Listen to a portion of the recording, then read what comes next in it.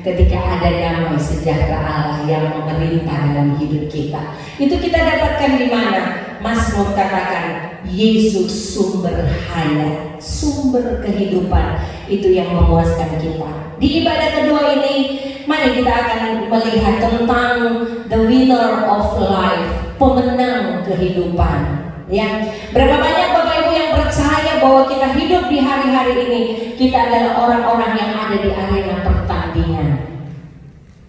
Benar atau tidak? Kita orang-orang yang bertanding. Iman kita sementara diuji hari-hari ini Bapak Ibu. Kita bagaikan orang-orang yang berada di satu arena pertempuran. Iman kita sementara dimurnikan hari-hari ini. Dan kalau kita tidak siap untuk bertanding, berarti kita siap menjadi orang yang kalah. Sementara Roma pasal yang ke-8 berkata bahwa kita ini adalah orang-orang yang menang. Dari mulanya semenjak kita ditebus oleh darah Yesus, kita adalah pemenang. Bahkan kita lebih daripada pemenang. Tetapi kalau hari ini kita jatuh bangun, kita tidak bisa mempertahankan iman kita. Kita berada dalam kekalahan. Karena kenapa? Pola pikir kita yang berbeda dengan pola pikir firman Tuhan. Pagi hari ini kita akan melihat apakah kemenangan itu kita akan ukur dengan standar yang kita berikan ketika kita memperoleh sesuatu. Kita akan belajar dari satu tokoh firman Tuhan yang kalau Bapak Ibu lihat di sana bagaimana kekalahan demi kekalahan yang dia hadapi, tetapi dia sesungguhnya adalah pemenang sejati. Ya, mungkin kita berkata, Bapak Ibu berkata bahwa ketika kita naik pangkat itu adalah kasih karunia Tuhan. Ketika kita berhasil itu adalah kasih karunia Tuhan. Ketika seorang pemuda mendapat istri yang cantik, istri yang luar biasa, oh itu kasih karunia Tuhan. Pokoknya berbicara dengan hal-hal yang baik itu kasih karunia Tuhan. Tetapi bagaimana ketika kita diizinkan Tuhan mengalami penderitaan? Ya, balik lagi kepada penderitaan. Saat Yusuf mengalami kekalahan demi kekalahan dalam hidupnya, padahal awal mula ketika Tuhan itu menjanjikan berkat kemenangan untuk Yusuf, pada mimpinya Tuhan janjikan Yusuf itu akan jadi pemenang. Tuhan janjikan Yusuf itu akan jadi orang yang dihormati.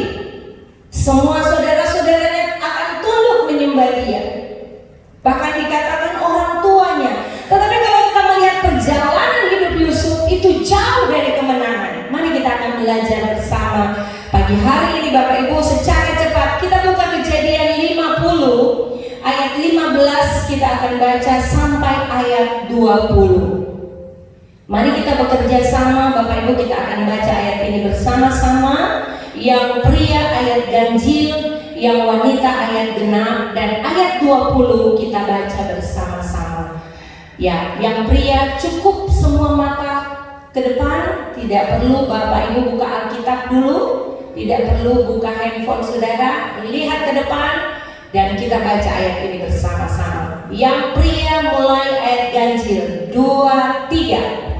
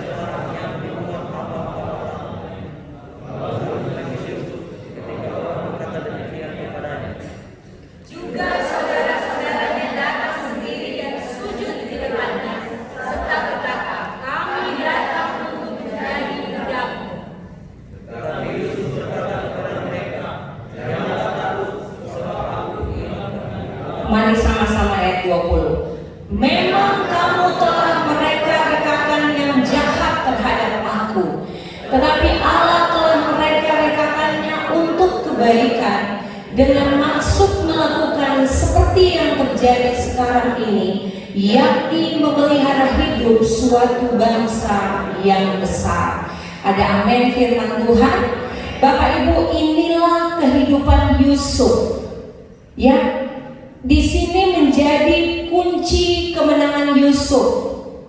Di pasal yang ke-50 yang akan kita belajar bersama-sama pagi hari ini, kita tahu bersama apa yang terjadi, ya.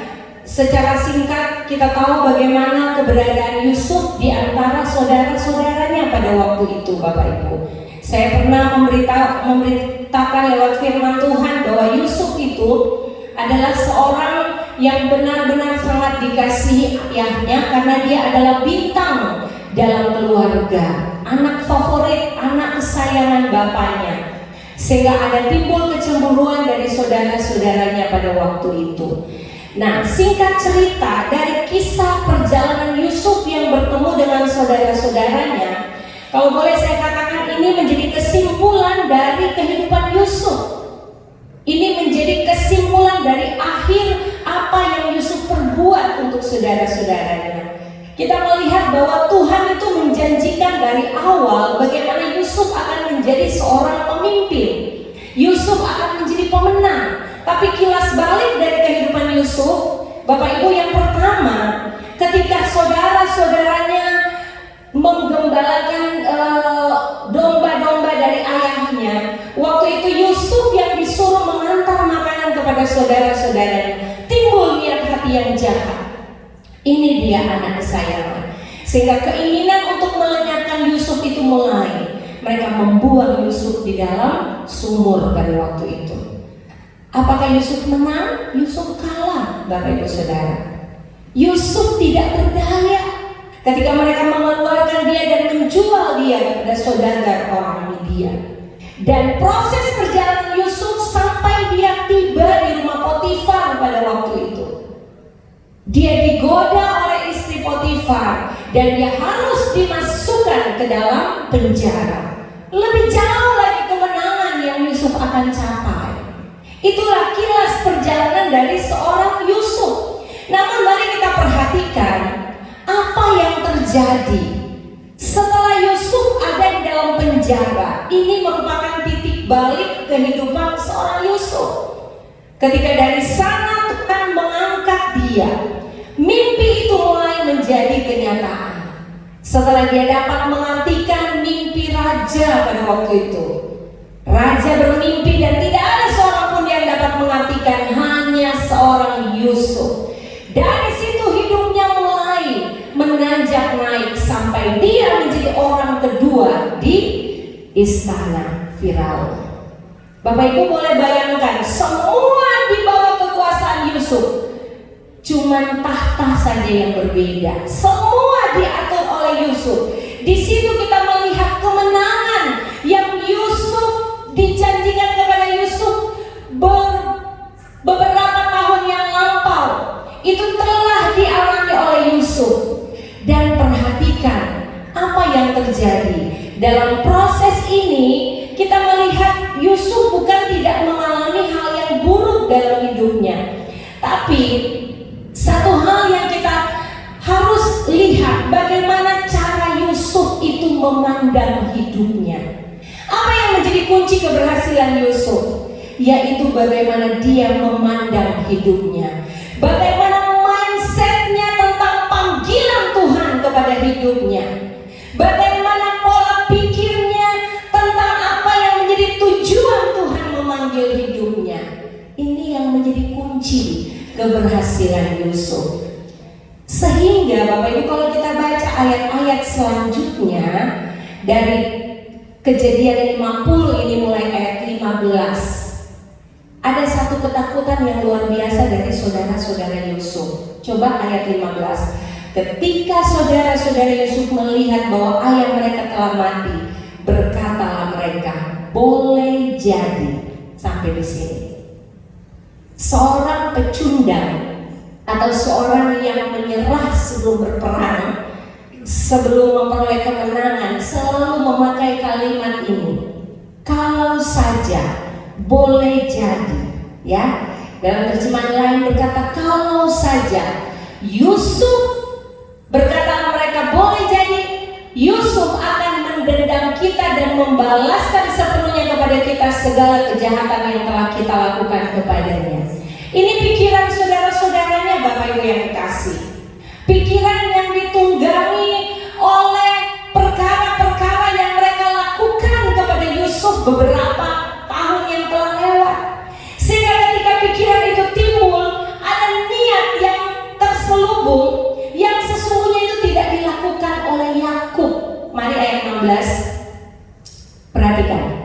Sebab itu mereka menyuruh menyampaikan pesan ini kepada Yusuf. Mereka menyuruh ada satu orang utusan untuk datang kepada Yusuf. Perhatikan baik. Sebelum ayah mau mati, ia telah berpesan. Ayat selanjutnya, beginilah harus kamu katakan kepada Yusuf. Bapak Ibu, Yakub tidak pernah berpesan demikian. Bapak Ibu baca mulai dari kisah Yusuf ini. Perkataan ini hanya rekayasa dari saudara-saudaranya. Karena ketakutan yang mereka alami, karena kecemasan yang mereka alami, sehingga membuat mereka merekayasa keadaan seolah-olah ini perintah daripada Yakub untuk mereka diberi ampun, supaya Yusuf tidak melakukan balas dendam kepada mereka. Tetapi seorang pemenang sejati, seorang yang mengerti tujuan arah hidupnya. Kita tidak akan bisa memperoleh kemenangan kalau kita tidak tahu cara dan apa yang menjadi tujuan kita. Betul tidak Bapak Ibu? Bagaimana kita akan berlomba, kita memperoleh sesuatu yang kita harapkan kalau kita tidak tahu tujuan kita untuk memperoleh hal itu. Mari kita baca dalam 1 Korintus 9 ayat 26, berkata begini. Sebab itu aku tidak berlari tanpa tujuan, dan aku bukan petinju yang sembarangan saja memukul. Yang menjadi kunci Yusuf itu menjadi seorang pemenang dalam kehidupannya cuman satu. Dia tahu tujuan Tuhan memanggilnya.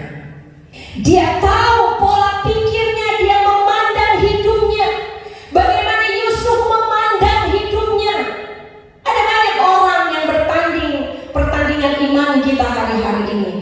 Tetapi berapa banyak kali kita hanya tersandung hanya dengan perkara yang kecil Bapak Ibu. Kita tersandung dengan perkara-perkara yang tidak penting. Tapi saat kita tahu betapa Tuhan itu luar biasa, mempersiapkan kita untuk bertanding, ada satu hadiah yang akan kita peroleh. Kalau kita tahu tujuan kita bertanding, saya percaya halaman, batu kecil, batu besar, angin kecil, angin besar, ombak kecil, ombak besar, tapi karena kita tahu tujuan kita, maka kita akan bertanding dengan benar. Amin. Kita tidak seperti petinju yang sembarang memukul. Kita tahu pertandingan apa yang harus kita laksanakan. Kita cocok di bidang yang mana. Mengapa saya katakan Yusuf tahu tujuan hidupnya? Ayat 20 kuncinya. Mari kita melihat Bapak Ibu yang kekasih. Kita kembali baca ayat yang ke-20, berkata begini. Memang kamu telah mereka-rekakan yang jahat terhadap aku, tetapi Allah telah mereka-rekakannya untuk kebaikan, dengan maksud melakukan seperti yang terjadi sekarang ini, yakni memelihara hidup suatu bangsa yang besar. Ada haleluya Bapak Ibu. Yusuf ketika saudara-saudaranya suruh satu orang datang, bilang akan sama Yusuf, ayah berpesan, ampunilah mereka. Padahal mereka bohong. Tidak ada Yakub berpesan demikian. Malah Yakub ini kalau mau diikut dengan hatinya, dia marah kepada anak-anaknya. Ketika mereka berbohong, mereka katakan Yusuf telah dimakan binatang buas. Ini buktinya. Sebenarnya Yakub juga harus marah. Tega kalian menyakiti saudara kandung, membuang saudara kandung. Yakub itu tidak pernah berpesan demikian. Tetapi Yakub pun sebagai seorang ayah, ketika saudara-saudaranya Yusuf menipu dia dengan mengatakan Yusuf telah mati. Dengan penderitaan, dengan air mata, dia menerima hal itu. Dan saat Yusuf ditemukan, Yakub begitu bersukacita. Apa yang menjadi dasar Yusuf sampai tidak dendam kepada saudara-saudaranya? Bapak Ibu boleh bayangkan, orang berselisih dengan rekan bisnis, atau ketika kita berselisih dengan teman sepelayanan, atau dengan teman yang lain lah. Ketika kita disolimi sama seperti Yusuf ini, ketika kita dilakukan hal yang tidak baik sama seperti Yusuf, mampukah kita berkata, aku mendapatkan itu, aku memperoleh itu, karena Tuhan punya tujuan yang baik dalam hidupku? Paling kita berkata, tunggu mana? Tunggu kita punya pembalasan. Tapi Yusuf melihat segala sesuatu, ada kasih karunia Allah di dalamnya. Ini yang menjadi rahasia kemenangan setiap kehidupan kita. Kasih karunia itu bukan saat kita diberkati saja kasih karunia, naik rumah baru kasih karunia, kita diberikan umur panjang kasih karunia. Tapi saya mau katakan, ketika kita ada dalam penderitaan, melewati hari-hari yang berat dalam hidup ini, sementara kita masih bisa bertahan melakukan firman Tuhan, itu adalah kasih karunia Tuhan bagi kita. Karena ada banyak orang tidak mau hidup menderita. Saya katakan tadi pagi, menghalalkan segala cara supaya hidup berbahagia, hidup nyaman. Untuk apa hidup bahagia, tapi ujung-ujungnya kita akan dapatkan penderitaan? Bapak Ibu dengar, tidak ada pilihan tengah ya, tidak ada. Pilihan itu cuma dua, saudara mau jahat atau saudara mau baik. Saudara mau hidup benar atau jadi orang fasik. Saudara mau bergantung kepada Tuhan atau bergantung kepada manusia. Tidak ada jalan tengah, tidak ada abu-abu. Tuhan bilang kalau ya, katakan ya. Kalau tidak, tidak.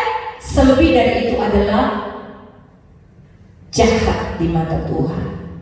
Jadi mari, rahasia kemenangan Yusuf ketika dia tahu tujuan Tuhan atas hidupnya. Kamu mereka-reka yang jahat terhadap aku, tapi Allahku mereka-reka untuk kebaikan. Dengan maksud apa? Menyelamatkan. Seperti yang terjadi sekarang ini, memelihara suatu bangsa yang besar. Bisa saja Yusuf bilang begini waktu dia di penjara, coba kalau saya ikut bujukan Tante Potifar. Itu kalimat yang tadi ayat 15. Boleh jadi, sama dengan kalau boleh, seandainya. Bisa saja dia berpikir, coba kalau saya tidak lari waktu Tante Poti tahan saya di baju, pasti saya tidak ada di sini, pasti saya menang. Tapi Yusuf, saya katakan di ibadah pertama tadi, dosa itu bertahap. Pertama, mendengar nasihat orang fasik. Mazmur 1 tadi ayat 1. Kemudian kedua, berdiri di jalan orang berdosa. Pertama, iblis itu pintar Bapak Ibu. Pertama dia baru bisik, mari, tiada yang lihat, ambejo. Padahal bukan milik kita. Mari, tidak ada yang lihat, asih dia tidak tahu, gunakan saja. Mari, tidak ada yang lihat, kasih sorong sadiki. Kita orang saudara tidak mau lepas, tinggal di situ. Kita sudah berdiri di jalan orang berdosa. Lama-lama Bapak Ibu tidak sadar, ketika kita tidak mau lepas, kita duduk di situ, kita nikmati dosa itu. Kenikmatan itu memang enak Bapak Ibu, siapa tidak enak? Nikmat itu enak, tetapi ujungnya kita mau menjadi sengsara. Yusuf melihat apa yang terjadi dari hidupnya, itu adalah kebaikan yang Allah rancangkan untuk memelihara bangsa yang besar. Sehingga ketika saudara-saudaranya datang, utusan Bahkan saudara-saudaranya datang kepada dia berkata begini, kami akan menjadi budakmu. Bayangkan Bapak Ibu, mimpinya jadi kenyataan. Dia menjadi pemenang. Amin. Karena tidak ada kompromi dengan iblis, tidak ada kompromi dengan dosa. Kenapa? Karena dia tahu tujuan Tuhan dalam hidupnya. Saat Bapak Ibu tahu tujuan Tuhan memanggil kita, memberikan sesuatu kepada kita. Mari buka 1 Petrus 2 ayat 20-21. Kita lihat di sana tujuan Tuhan itu sungguh indah buat kita semua. Multimedia agak cepat. 1 Petrus 2 ayat 20 dan 21. Ya. Sebab dapatkah disebutkan pujian jika kamu menderita pukulan karena berbuat dosa?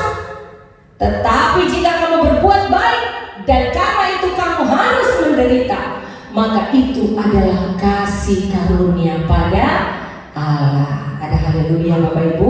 Ayat 21 berkata begini, sebab untuk itulah kamu dipanggil, karena Kristus pun telah menderita untuk kamu dan telah meninggalkan teladan bagimu supaya kamu mengikuti jejaknya. Ada haleluya Bapak Ibu. Ini yang dialami oleh Yusuf.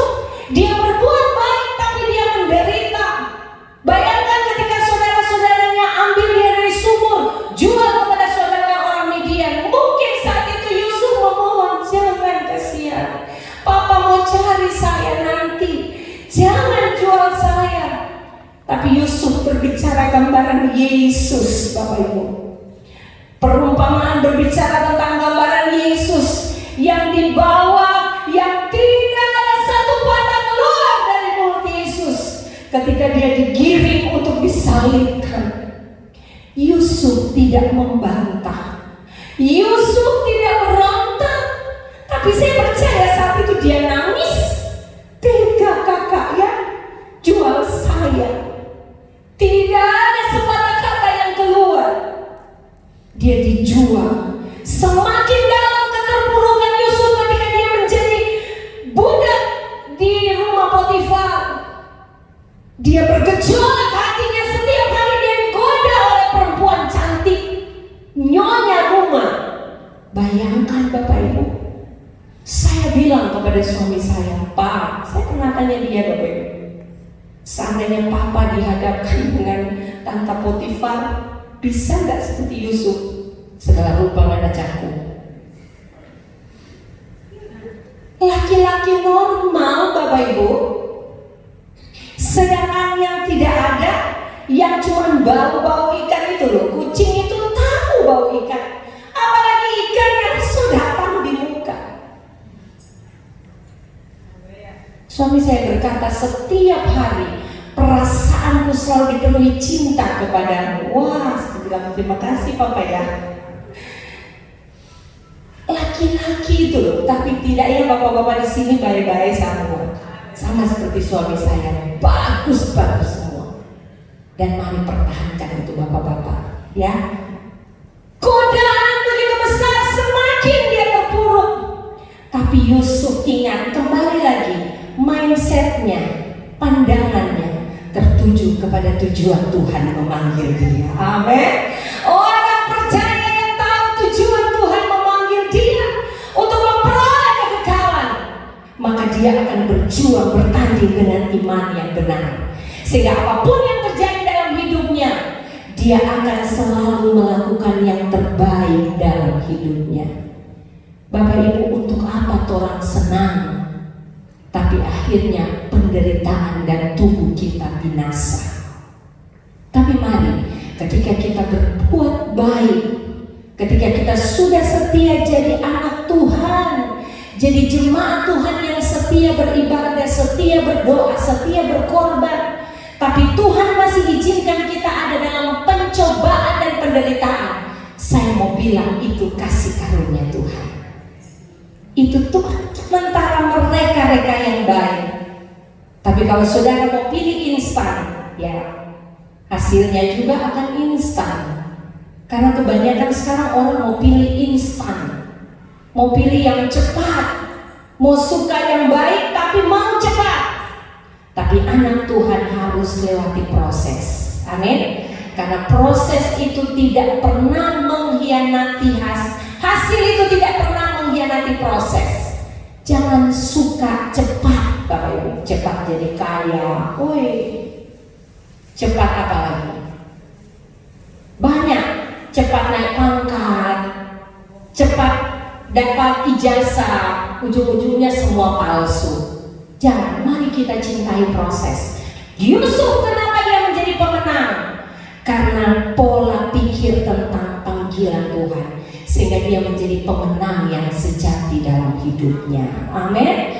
Dia berpikir yang baik tentang Tuhan, tidak pernah dia berpikir yang buruk tentang Tuhan. Tapi lihat, sekalipun saudara-saudaranya datang kepada dia menangis. Tangisan Yusuf ini dicatat dalam Kejadian 50 ayat yang keberapa tadi? Dia menangis ayat yang ke-19. Ini merupakan tangisan yang ke-7 setelah Yusuf bertemu dengan saudara-saudaranya. Artinya sempurna apa yang Yusuf perbuat. Karena semua yang Allah rancangkan dalam hidupnya, dia terima sebagai bentuk kasih karunia Tuhan. Kalau kita hanya mau terima yang baik dari Tuhan, kemudian kita tidak mau terima hal yang buruk terjadi dalam hidup kita, itu kita belum memahami apa maksud panggilan Tuhan dalam hidup kita.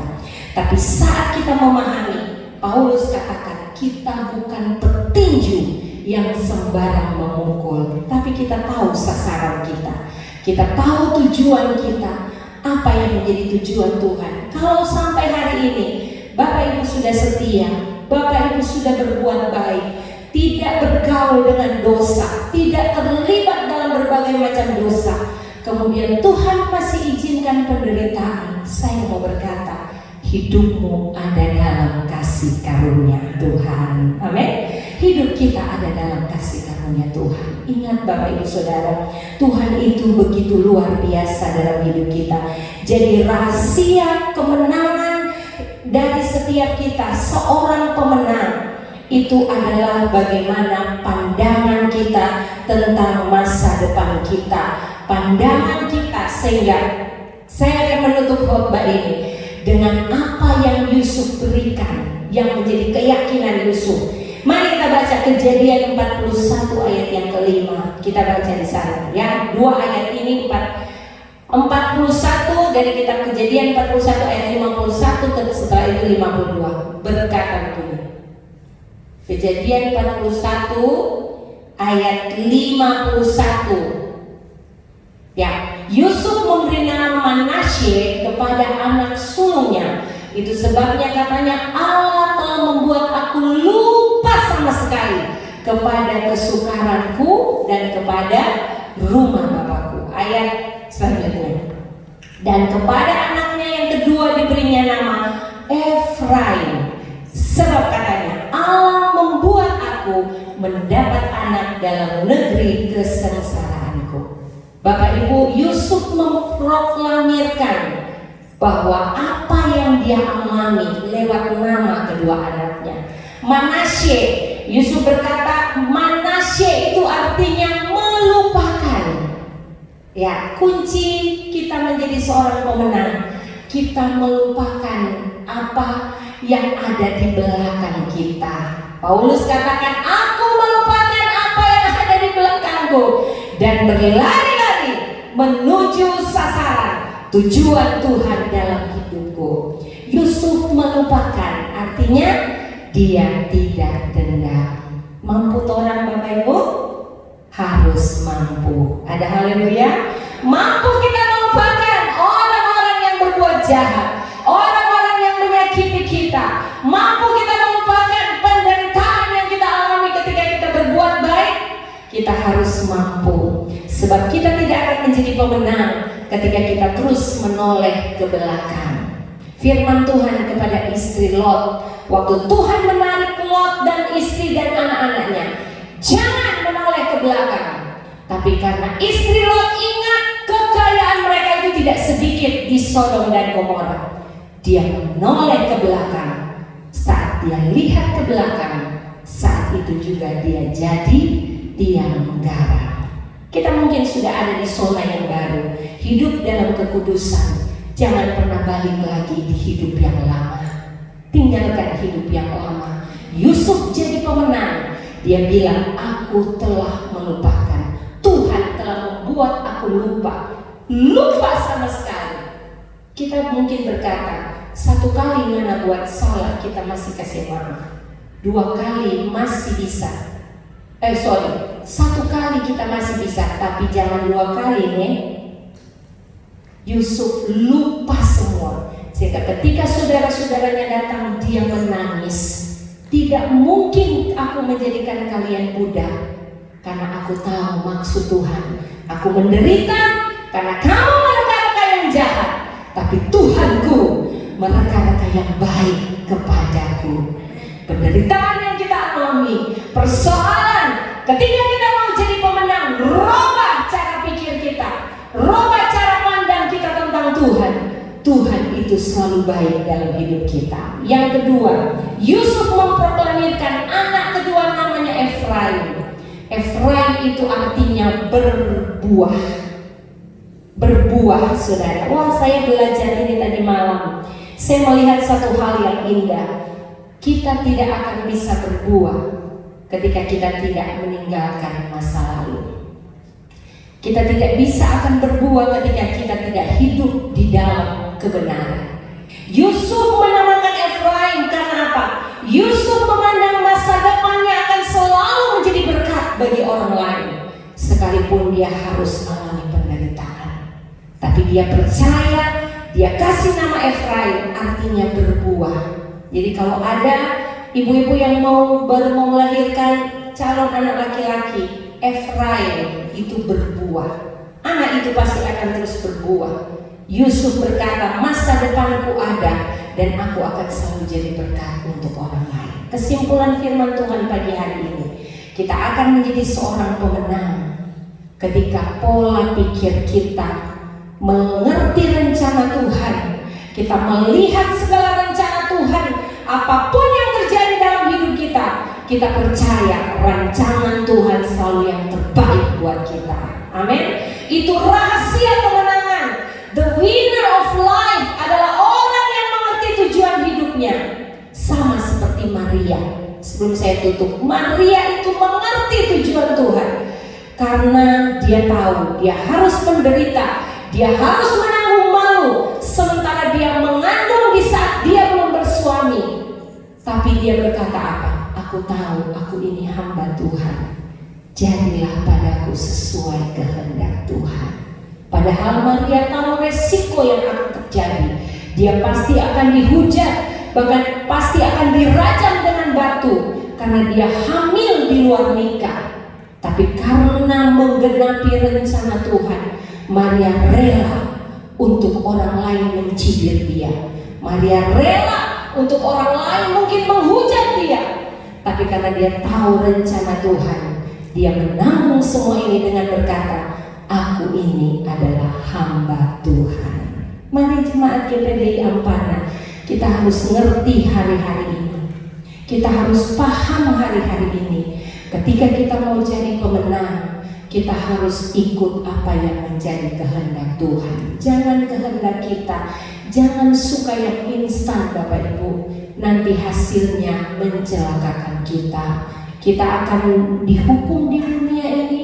Kita akan berhadapan dengan pengadilan dunia, terlebih kita akan berhadapan dengan pengadilan sorga. Tetapi ketika kita berjalan di relnya Tuhan, di dalam rencana dan rancangan Tuhan, Yusuf itu apapun yang dia perbuat selalu berhasil. Pemenang yang sejati adalah pemenang yang melupakan masa lalunya, meninggalkan dosa, dan hidup menghasilkan buah bagi Tuhan. Mari pemain musik, kita berdoa dan kita siapkan hati untuk menyembah Tuhan pagi hari ini.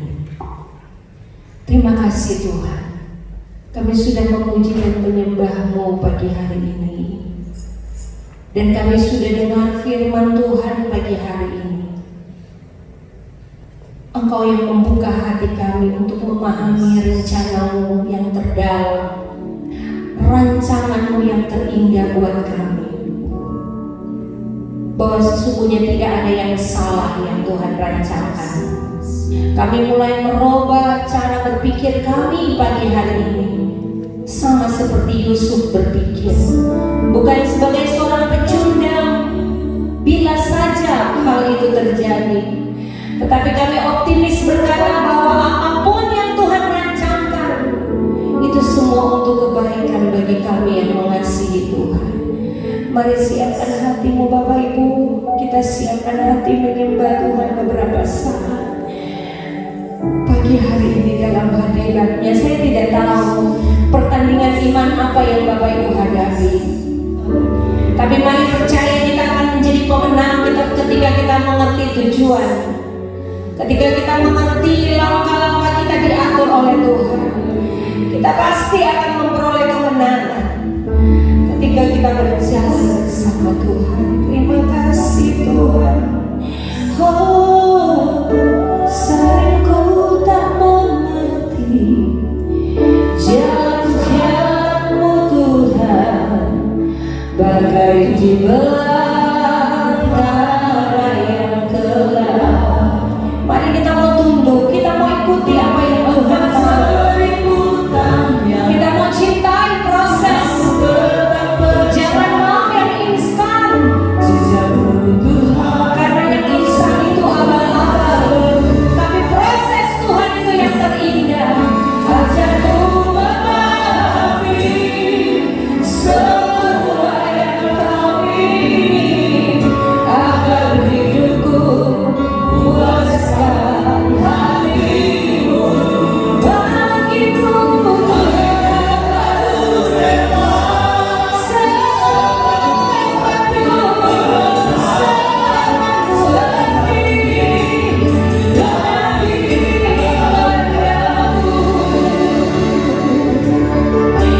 sering kita tidak mengerti apa yang kita hadapi, tapi saya mau katakan ketika kita menerima, karena kita berbuat baik, itu karena kasih karunia Tuhan. Berarti Allah sementara persiapkan kita sesuatu yang baik. Haleluya. Tanpa sebutannya, namun tetap percaya. Oh, jejak-Mu Tuhan. Mari kami berdiri untuk mengucapkan ajarku memahami, ajarku memahami. Mari cintai proses, sama seperti Yusuf.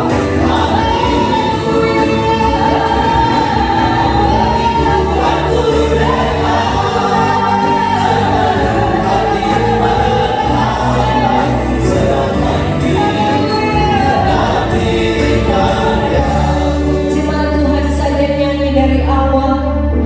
Taruh tangan kirimu di dada. Benar Bapak Ibu, kita tidak mengerti. Kadang kita dibawa di jalan kekalahan.